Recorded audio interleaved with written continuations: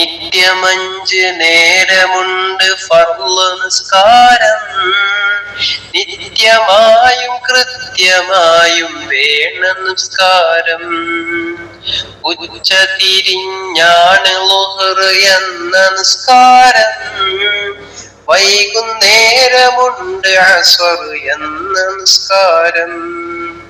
സന്ധ്യ നേരത്താണ് മഗ്രിബ് എന്ന നിസ്കാരം, രാത്രി നേരത്തുണ്ട് ഇശ എന്ന നിസ്കാരം. പുലരി വരും നേരത്താണ് സുബഹ് നിസ്കാരം, പതിവു തെറ്റിടാതെ വേണം 5 നിസ്കാരം.